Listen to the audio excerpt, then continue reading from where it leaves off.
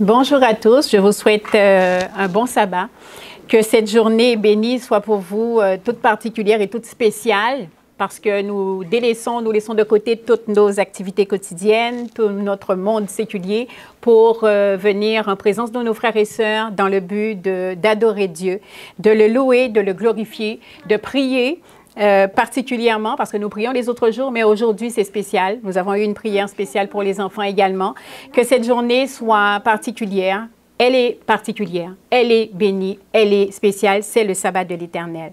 Puissions-nous être vraiment à l'écoute de notre Dieu parce qu'il nous parle. Nous lui adressons la parole, nous aussi, par nos prières, mais lui également, il nous parle. Lorsque nous lisons sa parole, c'est Dieu qui s'adresse à nous. Et nous voulons entendre ce qu'il a à nous dire. Aujourd'hui, il veut nous parler d'un sujet spécial qui est la souffrance. Mais remarquez bien, le premier mot dans le titre de ce message, c'est « vaincre ».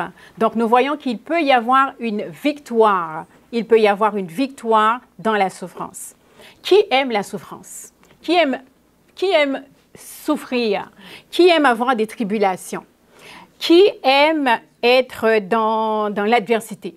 Ben, personne, à moins que ça soit quelqu'un avec une déviance, quelque part. Hein? Ça s'appelle le masochisme. Il y a Lucifer qui aime ça.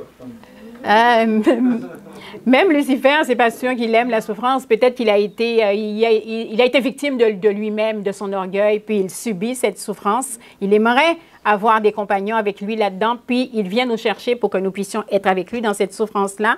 Mais personne n'aime souffrir. Pourtant, remarquez bien dans quel monde nous vivons. Nous vivons dans un monde de souffrance. Pourquoi je parle de ça aujourd'hui? Dieu me l'a inspiré parce que lors de notre dernière réunion de prière, ce mercredi qui vient de passer, il y avait le premier sujet de prière, c'était la souffrance. Prier pour les souffrances autour de nous. Je ne sais pas qui a proposé ce sujet. Peut-être Denise, hein? C'est Denise, je le sentais, qui a proposé qu'on prie pour les souffrances. Et moi, ça m'a touchée, puis j'ai prié pour ça mercredi soir. Je me suis dit, effectivement, quand on regarde autour de nous, il y en a des souffrances de toutes sortes. Les gens vivent des deuils. C'est sûr que la personne qui décède, elle n'a plus de souffrance parce que elle s'est endormie. Mais les autres autour souffrent énormément. Cette semaine, j'en ai vu des personnes qui ont perdu des êtres chers. J'ai parlé avec 2 mamans qui ont perdu des bébés. Il y a eu des morts subites très récemment. Il y a eu tellement d'accidents. Il y a eu des fusillades. Il y a eu toutes sortes de choses en un laps de temps tellement court qu'on voit vraiment que nous sommes dans un monde de souffrance. C'est ça le monde dans lequel nous vivons. Ça n'a pas été le cas depuis toujours, mais maintenant, c'est ce qui se passe. La souffrance, on a tendance à la lier au péché. On se disait toujours, depuis les personnes de la Bible en parlent, ils posent à Jésus la question. Par exemple, il y avait un homme qui était aveugle. Les disciples ont demandé, mais cet homme qui est aveugle, qui a péché? Est-ce que c'est lui ou est-ce que c'est ses parents? Parce qu'il est aveugle de naissance. Un bébé qui vient de naître, c'est sûr qu'il n'a pas encore péché. On peut se poser la question, mais qui a péché? Est-ce que c'est lui? Est-ce que c'est ses parents? Puis Jésus répond, mais ce n'est ni lui ni ses parents. Lorsqu'on regarde bien, c'est sûr que les personnes qui sont autour de nous subissent des souffrances à cause du péché, mais ce n'est pas à cause de leur péché. Nous ne subissons pas des choses négatives à cause de nos péchés, mais c'est quand même à cause du péché que cela existe. La question que je me suis posée cette semaine, c'est est-ce que la souffrance est nécessaire? Pensez-vous que la souffrance est nécessaire pour nous? Oui, hein? Oui. Moi, avant, je disais non. Avant, je disais, mais non, la souffrance n'est pas nécessaire, on n'est pas obligé de souffrir. Parce que moi, quand j'étais enfant, j'étais une enfant très positive. J'étais toujours optimiste. Tout allait bien. Je trouvais que tout allait bien. En fait, c'est parce que j'oubliais tout ce qui n'allait pas. J'effaçais de mon esprit tout ce qui n'allait pas, tout ce qui tournait pas rond, et je gardais juste le positif. Donc, j'avais l'impression que tout allait toujours bien. Puis je me disais, mais tout va bien, mais c'est correct. Je n'ai pas besoin de souffrir pour être bien, pour être la personne que Dieu veut que je sois. Je n'ai pas besoin de passer par des souffrances parce que je croyais à ce moment-là que lorsque nous souffrons, souvent c'est les conséquences de nos propres choix. C'est souvent le cas d'ailleurs. Vous allez me dire que oui, si vous pensez, vous retournez dans votre tête, dans des choses que vous avez vécues, vous allez voir qu'il y a des choix que vous avez faits qui n'étaient pas les bons et que vous avez subi les conséquences de ces choix qui ont fait que vous avez eu des choses qui étaient pas faciles à vivre par la suite. Mais ce n'est pas toujours le cas. Il y a des personnes qui n'ont rien fait, qui n'ont absolument rien fait de mal eux-mêmes et qui pour autant, ils subissent les conséquences du péché des autres. Souvent, ça arrive. Quelqu'un qui a un accident de voiture, par exemple. Dans un accident, il est victime. La personne qui est victime d'un accident, il y a quelqu'un qui a bu, qui est en état d'ébriété, qui prend le volant et qui cause un accident. La personne qui est innocente, qui n'a rien fait là-dedans, se retrouve, après l'accident, soit paralysée, peut même perdre la vie. Quand on regarde des choses comme ça, on se dit que la personne, elle subit les conséquences du péché d'un autre. Ce sont des choses qui arrivent très souvent. Quand on regarde les bébés, j'ai parlé des enfants tout à l'heure, quand il arrive quelque chose à un bébé qui n'a rien fait, il vient de naître. Qu'a-t-il commis comme péché? Aucun. C'est quand même un enfant qui est de nature pécheresse, qui naît dans ce monde de péché. Et oui, la souffrance est nécessaire. Elle est nécessaire parce que justement nous vivons dans ce monde de péché. Nous vivons dans ce monde de péché qui fait que nous avons besoin d'être modelés. Nous avons besoin que Dieu aille nous relever, qu'il aille nous chercher. Et c'est à travers la souffrance, malheureusement, qu'il peut souvent faire cette recherche qu'il fait de chacun de nous. Mais il y a une consolation dans tout ça.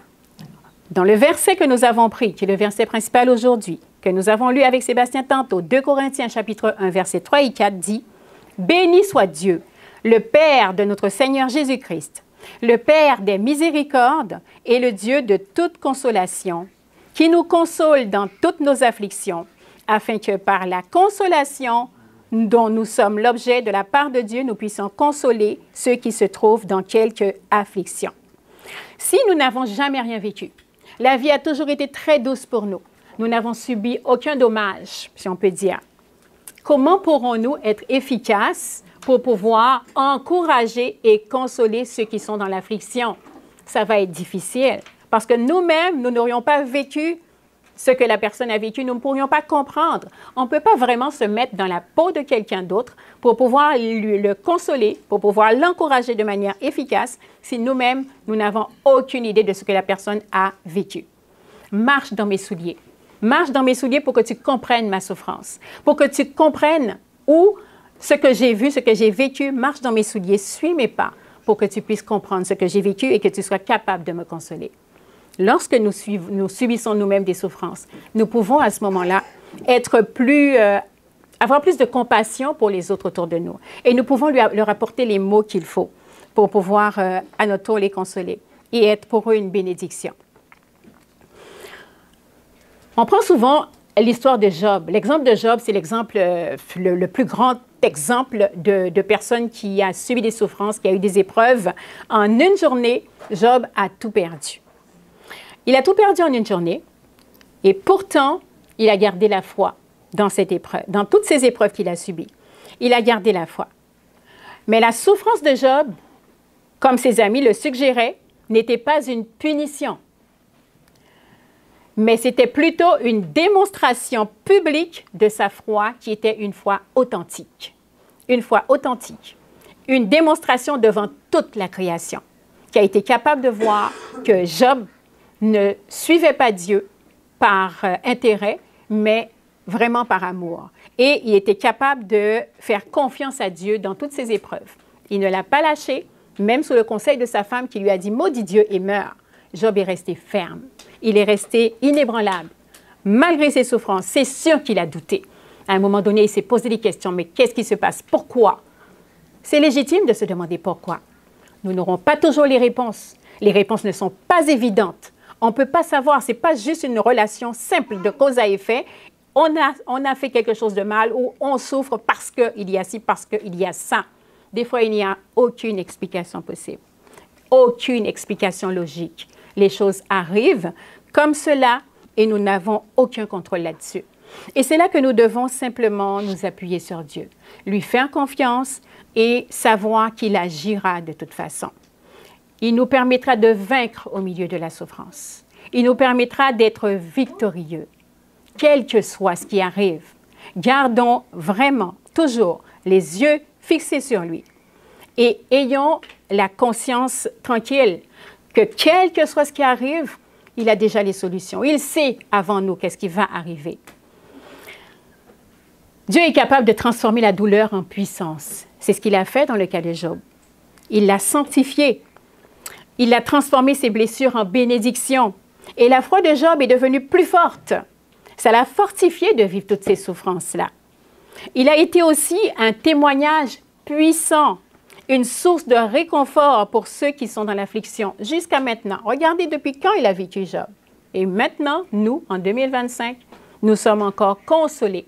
Nous sommes encore fortifiés par le témoignage puissant de Job. Si j'en parle aujourd'hui, c'est parce que ça nous marque, ça nous a marqué et ça nous sert encore aujourd'hui. Si Job a vécu ce qu'il a vécu et qu'il est resté ferme, nous aussi, nous vivrons des souffrances, des tribulations, peut-être moindres que celles de Job, mais nous aussi, nous pouvons rester fermes parce que Dieu a été avec lui et Dieu est encore avec nous. Et qu'est-ce qu'il a fait avec Job? Quand je dis qu'il a transformé les souffrances en bénédiction, c'est que Job a perdu beaucoup. Il a perdu beaucoup en une journée, que ce soit ses biens, que ce soit même ses enfants. Mais Dieu lui a donné le double de ce qu'il avait perdu. Dieu lui a donné encore plus. Dieu l'a restauré. Et sa foi est devenue une foi vivante. Job 42, verset 5. Job 42, verset 5 dit « Mon oreille avait entendu parler de toi. » Quand on entend parler de quelque chose, ce n'est pas réel, ce n'est pas complètement réel, c'est l'expérience de quelqu'un d'autre. Mais je continue le verset. Job continue en disant, mais maintenant, mon œil t'a vu. Lorsque j'ai vu, je sais de quoi je parle. Lorsque j'ai vu, j'ai vécu et j'ai connu. Job a vu. Son oreille avait entendu parler d'un Dieu, mais là, il a vu son Dieu. Un Dieu, le Dieu de tout le monde, est devenu son Dieu. Le Dieu personnel de chacun de nous, notre Dieu. C'est à travers les souffrances qu'il a pu faire ce pas, qu'il a pu avancer. Ce n'était pas négatif. C'est sûr qu'on n'aime pas la souffrance. Ce que Jésus nous demande, ce n'est pas d'aimer la souffrance, puis il ne considère pas la souffrance en tant que telle comme positive, mais ce que Dieu peut tirer de cette souffrance-là, ce qu'il peut nous faire, ce qu'il peut nous proposer, ce qu'il peut faire de nous à travers cette souffrance, c'est ça qui est magnifique.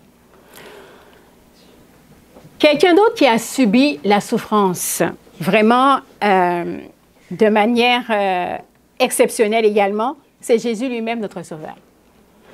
Ésaïe 53, versets 3 à 5 en parle. « Méprisé et abandonné des hommes, homme de douleur et habitué à la souffrance, semblable à celui dont on détourne le visage, nous l'avons dédaigné, nous n'avons fait de lui aucun cas. Cependant, ce sont nos souffrances qu'il a portées. C'est de nos douleurs qu'il s'est chargé. Et nous l'avons considéré comme puni, frappé de Dieu et humilié. Mais il était blessé pour nos péchés, brisé pour nos iniquités. Le châtiment qui nous donne la paix est tombé sur lui, et c'est par ses meurtrissures que nous sommes guéris. Jésus. Jésus notre Seigneur, homme de douleur et habitué à la souffrance. Qui est Jésus? Jésus est de toute éternité, c'est le Fils de Dieu. C'est lui qui nous a créés. Il était là à la création avec le Père. Pourtant, lorsqu'il est venu sur cette terre, nous n'avons fait de lui aucun cas. Ce qui se passe avec Jésus, les souffrances qu'il a vécues, n'étaient pas des souffrances par hasard.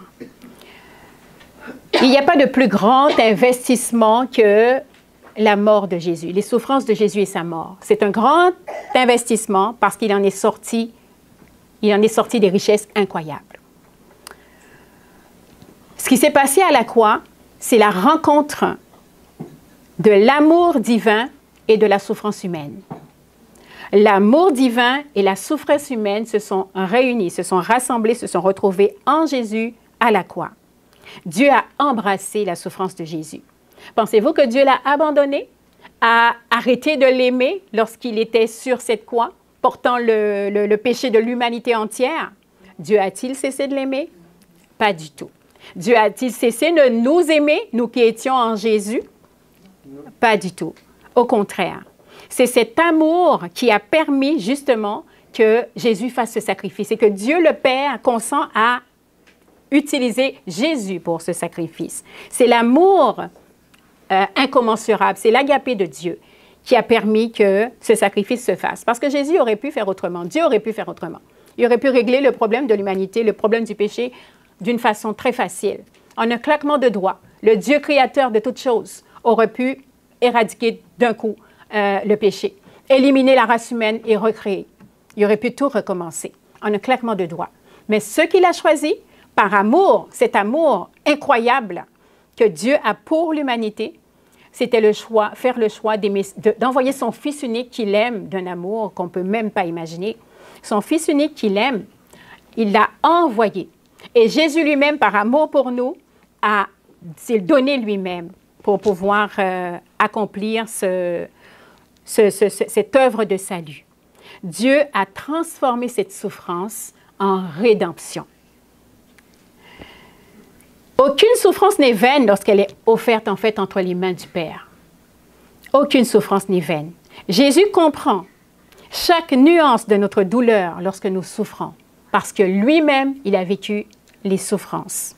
Lui-même, il est compatissant. Lorsque nous subissons des souffrances, lorsque nous souffrons, lorsque pour nous les choses sont difficiles, tournons-nous vers Jésus.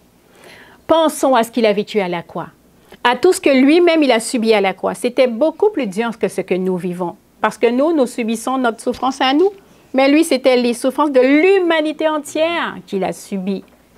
Pensons à lui, en sachant qu'il est compatissant, que tout ce que nous allons vivre, tout ce que nous allons lui dire, parce que nous pouvons lui parler en toute confiance, il comprendra.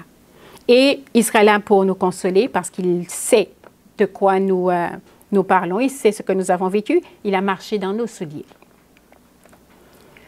Jésus ne nous a pas montré la souffrance, qu'elle est bonne, mais il nous a montré que l'amour peut transformer cette souffrance en rédemption. Comme un grain qui doit mourir pour donner naissance. J'aime bien prendre l'exemple d'une femme enceinte qui souffre les douleurs de l'enfantement. C'est très difficile, c'est très souffrant, c'est très, très, très douloureux un accouchement. Mais lorsque le bébé naît, tout est oublié. Et la femme qui accouche, ben ça arrive qu'elle en ait un deuxième. Il y en a qui ont un troisième. Il y en a même qui ont un 10e. Il y en a qui ont 17e. Donc, il recommence à chaque fois. Pourtant, la souffrance est extrême. Elle est grande, cette souffrance-là. Mais on oublie parce qu'après, il arrive quelque chose de beau. Prenons ça comme exemple pour tout ce que nous allons subir, tout ce que nous allons vivre de difficile, de douloureux. Ça va passer. Puis après notre accouchement, entre guillemets, il y aura un beau bébé dans nos bras. La souffrance, c'est la plus horrible de l'histoire de l'humanité. C'est la source aussi du plus grand amour jamais manifesté. Dieu peut prendre nos souffrances les plus grandes pour les transformer en bénédiction. Gardons ça en mémoire. Les plus grandes souffrances peuvent être transformées en bénédiction. Nous n'en voyons pas toujours les conséquences. On ne le voit pas forcément immédiatement. Lorsqu'on est dedans, on ne le voit pas. Lorsqu'on est en train de subir, on ne voit pas encore qu'est-ce qui peut venir. Mais nous le savons. Et c'est maintenant, lorsque nous sommes, je dirais, dans le calme, qu'il faut penser que la tempête, lorsqu'elle viendra, nous saurons que Dieu nous en sortira, qu'il y aura une suite, qu'il y aura une consolation qui viendra et nous obtiendrons encore beaucoup plus que ce que nous perdons. L'amour authentique n'évite pas la souffrance, mais elle la traverse pour atteindre la glorification. Dieu manifeste sa gloire dans nos vies. La croix nous montre que Dieu nous épargne pas toujours de la souffrance, mais qu'il nous accompagne à travers elle. Tout ce que nous subissons, tout ce que nous traversons, nous pouvons avoir la certitude que Dieu nous accompagne à travers tout ça. Il ne nous a pas dit qu'il n'y aura plus de montagnes, mais il nous aidera à gravir les montagnes. On a parlé de Joseph ce matin pour ceux qui étaient présents. Et dans la Genèse, chapitre 5, verset 20, Genèse 5, verset 20, Joseph, il dit, « Vous aviez médité de me faire du mal. » Ça, c'est lorsqu'il revoit ses frères qu'il avait vendus. Dieu l'a changé en bien pour accomplir ce qui arrive aujourd'hui, pour sauver la vie à un peuple nombreux. Joseph a subi 13 ans de souffrance, mais l'Éternel était avec lui. Et l'Éternel tissait silencieusement sa destinée. Silencieusement. Je dis bien silencieusement, parce que si Dieu le faisait à voix haute, nous n'aurions pas à manifester notre foi, parce que ça n'aurait pas été des choses invisibles. Nous aurions vu et nous aurions su tout ce qui arrive. Mais Dieu travaille dans le silence. Ça ne veut pas dire qu'il nous abandonne. Lorsqu'on entend le silence de Dieu, on a l'impression des fois qu'il nous a abandonnés. On peut avoir l'impression, ça peut nous arriver. Nous sommes humains, nous sommes défaillants. Dieu, il travaille en silence. Mais nous le savons. Lorsqu'il nous arrive des choses et que nous sommes pendant des années, parce que là, 13 ans de souffrance, c'est long, 13 ans. On a le temps de se décourager. Mais il savait que l'Éternel était avec lui parce qu'il s'est reposé sur les promesses de Dieu auparavant. Il se reposait sur ce que son père lui avait dit de Dieu. Il savait qui était Dieu. Silencieusement, Dieu tissait sa destinée. Oui, il est passé par l'attaque de ses frères. Quand il est allé voir ses frères qui travaillaient dans les champs, Joseph est arrivé avec beaucoup de joie. Il n'imaginait pas que ses frères lui auraient fait du mal. Il est arrivé avec beaucoup de joie, avec toute son insouciance. C'était un jeune et il avait juste 17 ans. Il est arrivé puis il a été très mal reçu. Il a dû faire face à la rage, à la colère de ses frères qui voulaient même le tuer, puis que finalement l'ont mis dans une fosse. Mais il n'est pas resté dans cette fosse. Ses frères plus tard l'ont vendu à des Ismaélites qui passaient. C'est Potiphar qui l'a acheté. Il arrive dans la maison de Potiphar. Et il se retrouve en prison. Après la fosse, il arrive dans la maison de Potiphar. Après la maison de Potiphar, il se retrouve en prison. Et à la fin, il se retrouve dans le palais à gérer toutes les affaires de Potiphar. Se sont passées des choses. S'il s'était arrêté dans la fosse, il se serait dit, mais c'est fini, il n'a plus confiance en Dieu. Il lui arrive quelque chose, puis il a l'impression que c'est la fin, parce que comment sortir d'une fosse quand il ne peut pas sortir de toute façon? Il se voyait sûrement rester là et mourir. Ça vous est déjà arrivé de voir que vous êtes dans une fosse, dans une situation, je veux dire, où vous pensez qu'il n'y a pas de solution. De vous trouver dans une fosse et de voir déjà qu'il n'y a plus rien à faire, que vous voyez votre mort. Ça vous est-il déjà arrivé? Oui. Ça nous arrive, je pense, à tous à un moment donné. On a l'impression que ça finira jamais et que c'est terminé. Mais il n'est pas resté là. Il a appris beaucoup à travers ça. Son caractère a été modelé. Il a appris l'empathie, il a appris la sagesse, il a appris l'humilité. Donc, il y avait des choses bénéfiques à tirer de cette souffrance-là. Ça lui a formé, ça l'a formé, ça lui a appris à être capable de faire face à de plus grandes choses. Et en plus, Dieu l'a non seulement restauré, mais lui a donné beaucoup plus en l'amenant au palais. Paul, c'est un autre exemple de quelqu'un qui a souffert. Il avait une écharpe dans la chair, une maladie qui était là, une limitation physique. Nous en avons peut-être nous aussi. Ça nous est peut-être déjà arrivé à certains moments d'avoir quelque chose, une maladie. Ça m'est arrivé à moi aussi, ça fait quelques mois où j'ai été vraiment, je ne sais même pas comment l'exprimer, comment je me sentais mal. C'est la première fois de ma vie que je me sentais aussi mal, malade, avec plein de choses qui arrivaient en même temps.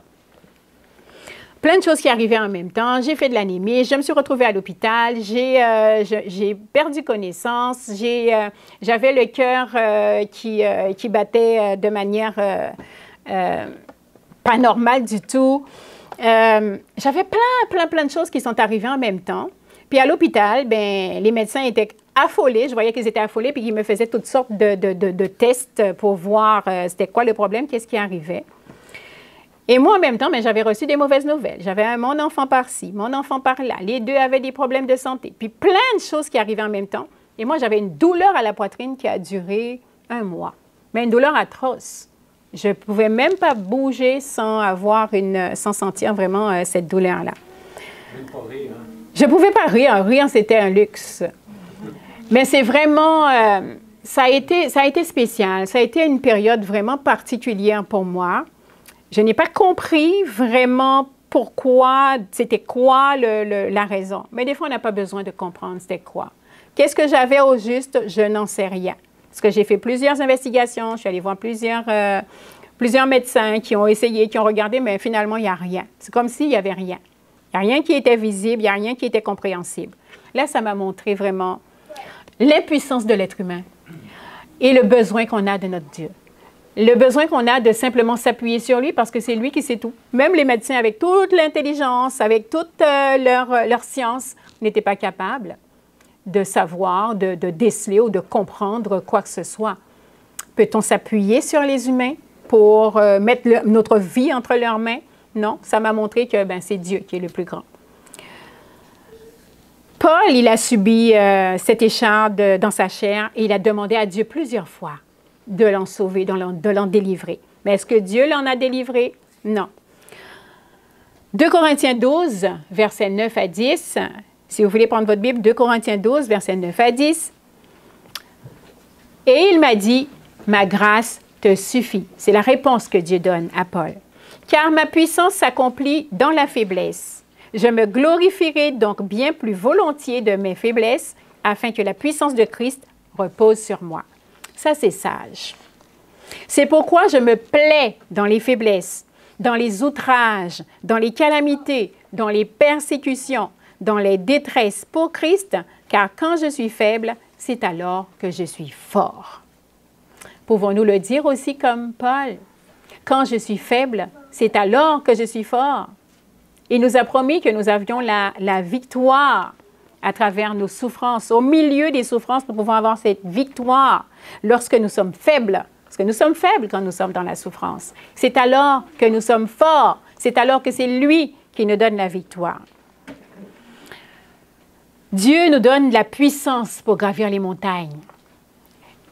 Et il nous permet de rester debout au milieu des tempêtes. Ça signifie qu'il y aura encore des tempêtes. Il ne nous a pas promis, il ne nous a pas dit qu'il n'y en aura plus de tempêtes dans nos vies. On en aura encore. Mais c'est lui qui va nous permettre de rester debout au milieu de la tempête. Abraham aussi a souffert. Imaginez combien d'années il a souffert parce qu'il attendait d'avoir un enfant, lui et sa femme Sarah, ils attendaient d'avoir un enfant. Ils ont patienté pendant des décennies. Dieu a testé sa patience. Et pendant tout ce temps de patience, Dieu préparait un miracle pour que la gloire ne lui revienne qu'à lui. Lorsque ce n'est pas un miracle, lorsque les choses arrivent tout naturellement, on pense que c'est nous, que c'est normal, que c'est évident, cela va de soi. Qu'est-ce qui est plus normal, un homme et une femme qui sont mariés, qui ont un enfant, c'est comme ça va de soi. Nous pensons que ça va de soi.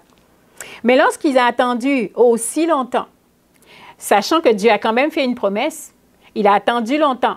Il a même aidé Dieu à accomplir la promesse parce que c'était long. Et de voir qu'au moment où il ne pouvait plus enfanter, ni lui ni sa femme, à 99 ans, on n'enfante plus, de voir que le bébé arrive à ce moment-là montre que c'est la grâce de Dieu, que c'est l'œuvre de Dieu qui agit. Dieu honore toujours ses promesses. Nous demandons des fois de nous délivrer. Lorsqu'il nous a promis qu'il nous délivrera, nous ne devons pas douter, même si c'est long. Rappelons-nous que le calendrier de Dieu, ce n'est pas le nôtre, mais le calendrier de Dieu est parfait. Dieu honore toujours ses promesses, mais selon son calendrier parfait. Parfois, la souffrance n'est pas l'ennemi de l'amour divin, mais son instrument le plus raffiné. C'est à travers la souffrance que souvent Dieu arrive à nous modeler, à nous ciseler, à faire de nous, qui étions des diamants bruts, à faire de nous une œuvre d'art. Oui, ça fait mal parce qu'il faut frapper. Oui, ça fait mal parce qu'il faut prendre le ciseau. Il faut sculpter. mais à la fin, le résultat est magnifique. Et nous disons merci à Dieu pour ce résultat magnifique. Parce qu'après, nous nous rendons compte, nous disons même merci lorsque nous voyons qu'il nous a vraiment fait du bien. Il nous corrige à travers ces souffrances-là. Il nous permet d'être vraiment la personne qui l'aime et qui aurait aimé que nous soyons. Il fait de nous vraiment ce qu'il veut, il fait de nous sa volonté. À travers tout ça, faisons-lui confiance et laissons-le agir dans nos vies, sachant que nous avons déjà la victoire. Nous l'avons d'avance, il l'a remportée pour nous, il nous la donne. Elle est à toi, la puissance divine, comme disait le chant qu'on a fait ce matin. Elle est à toi, saisis-la donc et sois vainqueur. Elle est à toi.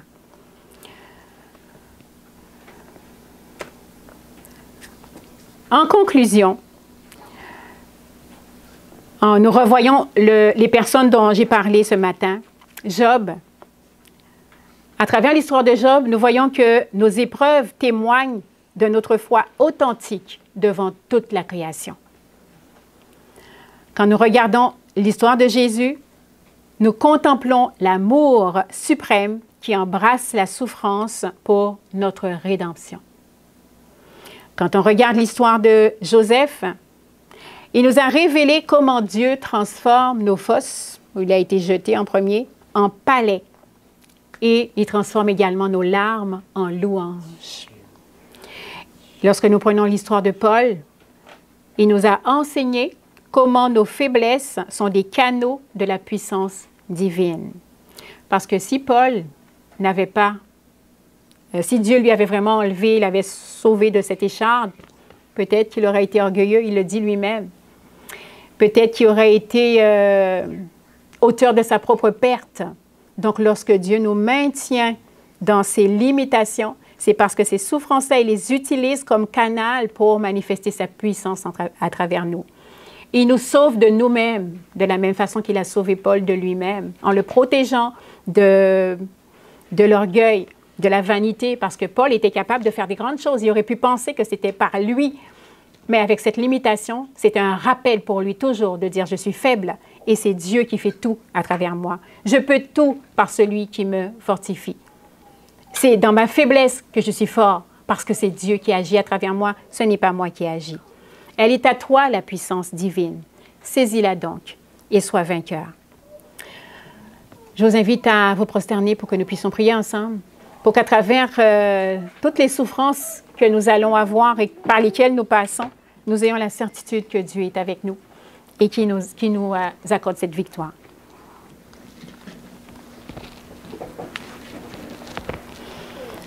Père éternel, merci pour tous ces rappels que tu nous fais.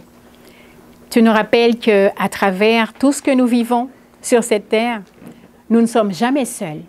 Tu es avec nous. Tu combats pour nous et tu as même déjà remporté toutes les victoires pour nous. Je te demande, mon Dieu, de fortifier notre foi à chacun de nous ici. Chacun qui avons des luttes, qui passons à travers des tribulations, qui avons des blessures non cicatrisées, qui avons eu des pertes récemment, des deuils, que nous puissions nous appuyer sur toi. Réaliser que c'est dans notre faiblesse que nous sommes forts et savoir que cette souffrance est utilisée par toi pour notre bien parce que tu transformes le mal en bien. Tu es celui qui pourvoit et sur qui nous pouvons compter dans toutes les circonstances de notre vie. Sois avec chacun de nous, fortifie-nous, garde-nous en ta paix. Au nom de Jésus, nous t'en prions. Amen. Amen.